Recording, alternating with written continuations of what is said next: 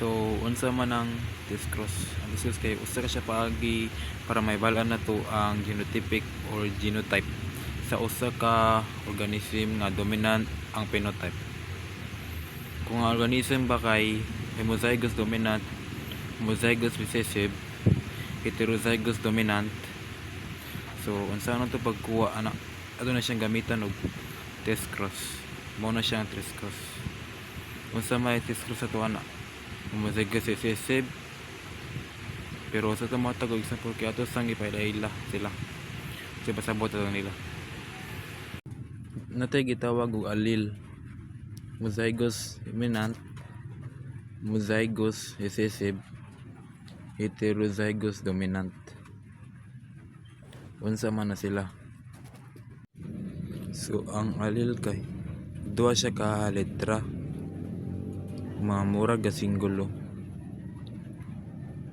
tapad sa genotypic. Example na niya kay dako nga A o gamay nga A. Sa homozygous dominant kay homozygous dominant, homozygous recessive o homozygous dominant kay pareha daw og allele. Kay dominant siya, kaya sa man ang dominant kay ang dominant kay capital letter ang allele. O niya sa homozygous recessive, homozygous para kay pareha ang allele pero recessive man siya, gagmay ang letra. Heterozygous dominant kay kung ang allele kay naa siya ay dominant, naa pod siya ay recessive. Receive itong dominant ako nga letra nya. Ang recessive kay gagmay nga letra. So example na niya kay dako nga letra A o gamay nga letra A. Ang example na niya kay kung naay taas nga tanom, ganahan ta makabalo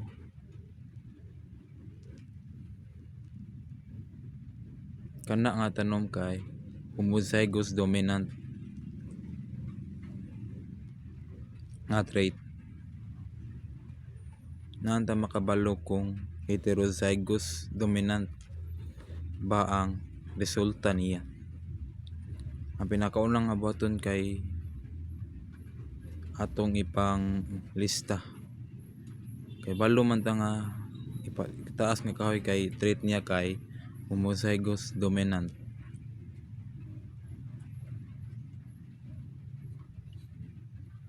Dominant kay capital lang kan.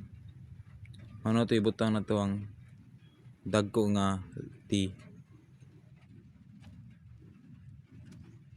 Sa pagi sa testos ba kay atong i-multiply homozygous recessive,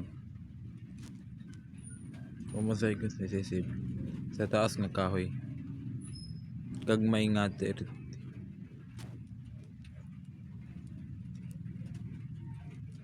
Kay balo naman kaon sa atong imong i-cross gamitan table.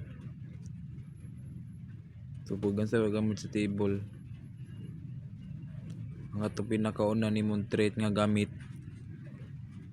tong homozygous dominant, mao tay mo ibutang sa babaw.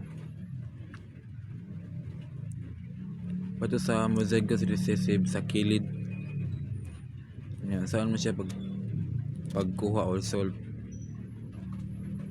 gamitan lang nimo og FOIL method.